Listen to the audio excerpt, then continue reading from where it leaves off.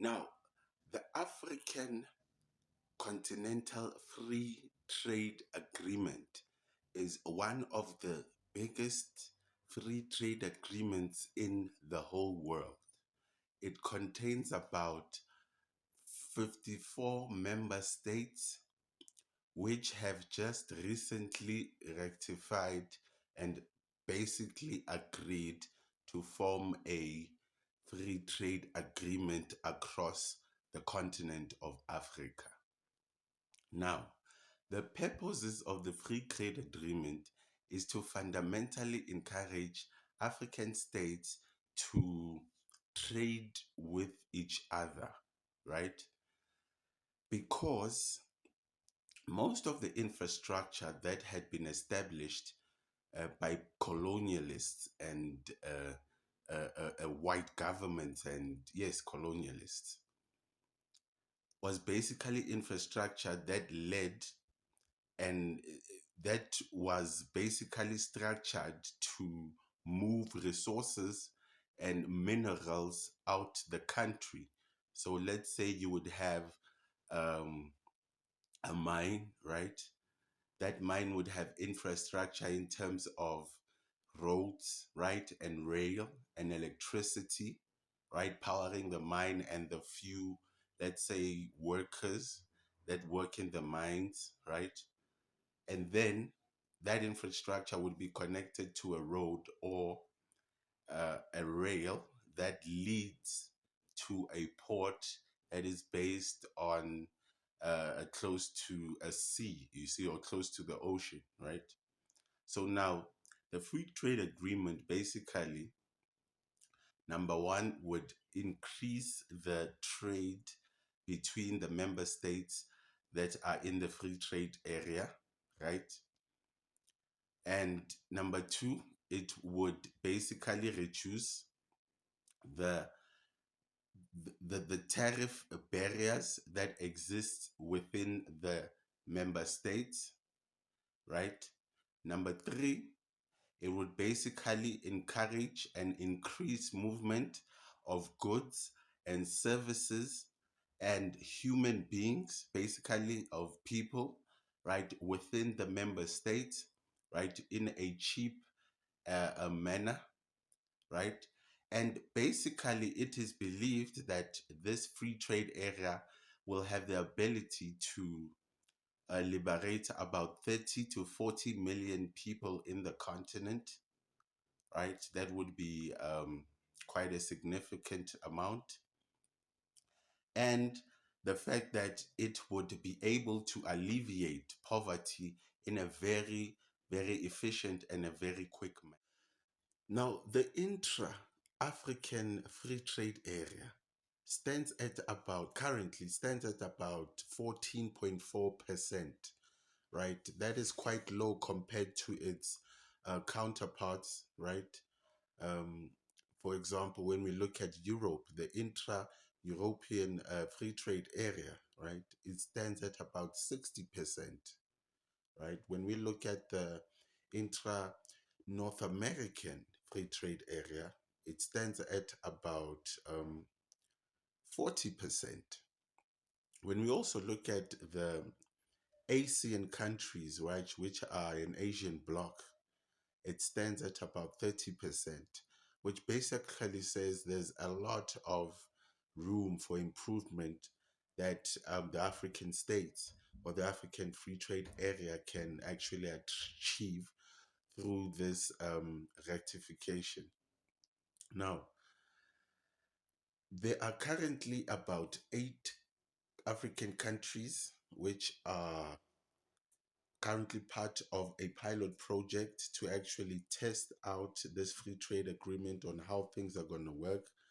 There are a few companies currently benefiting it, but they are basically testing out the systems, looking at what laws are needed, what regulations will be covered, and the likes. So it's still quite a small um, experiment, if I may put it like that. Now, one of the main challenges or obstacles to the African Continental Free Trade Agreement area, right, is the fact that there is not much infrastructure on the continent to support intra African trade, right? As I said when the video began, a lot of infrastructure is directed or designed from where the resources are to where the ports are to move the minerals out.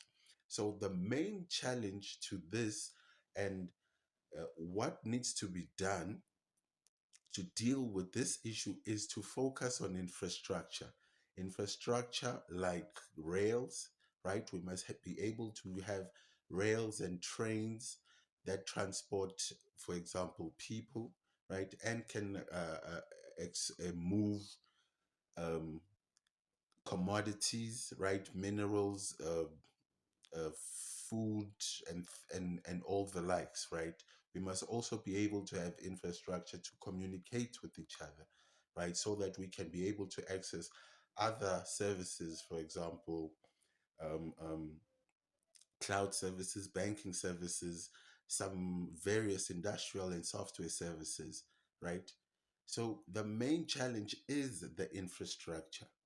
But the main advantage, right, of the free trade area is the fact that we are unifying the continental market, right, into a single huge market, right, which basically contains about 1 billion, right, 300 million people, 1.3 billion people, right? And this market size is about $3.4 trillion. So it's quite a huge market that companies and various states can tap into and basically have tools to fight poverty from wherever they are in the continent. An interesting fact is that the African Export and Import Bank has partnered with the African Continental Free Trade Initiative to basically unveil a payment system that is known as the Pan African Payment Settlement System, right? So basically, this system is number one, it adheres to the 20,000 and the ISO 20022 regulation standard, right? It is quite a potent tool for cross-border payments, right? At a cheap rate, right? At a very fast rate as compared to the current systems, which stand at about a number of days. This system proudly states that it guarantees to transfer money or move money, right, in a space of about 120 seconds, right? Now, being in the crypto industry is that's quite a long time, right? That's like that's a lifetime because when you look at cryptocurrencies like XRP, right? They have a settlement ability of about 3 seconds, right? It's also a cross-border payment, right? It's really quick, fast, and it's very cheap. And you can send money across borders, right? You can send your own currency to a different country, but they will receive it with their own currency, known as the on demand liquidity. Ah, I have just fell in love with the Kenyan president. He was invited to some conference to actually speak on the African Continental Free Trade Agreement, right? He mentioned the importance of de-dollarizing the process and mentioned, the challenges that the countries are currently facing. He specifically mentioned that Egypt cannot access certain products from Kenya because there's no availability of dollars, right? And also, Kenya itself cannot access things like sugar, right, from Egypt, right, because there's no availability of dollars. The dollar's interest rate has just gone up. It's just got more expensive to own dollars or to access them, right?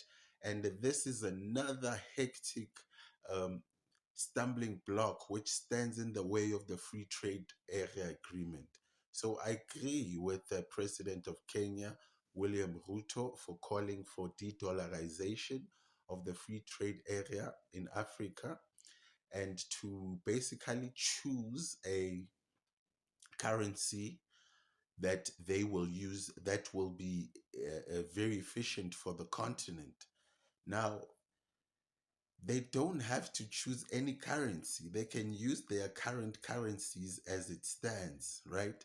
They must just be able to allow XRP to do its thing, right? They must use XRP because the on demand liquidity technology solves problems like these, the problems of exchange between countries, right? How are we going to exchange our currencies between each other? You use XRP, right? So, without any other important point that I can think of now, I'd like to thank you for the opportunity, and I'll see you in the next video.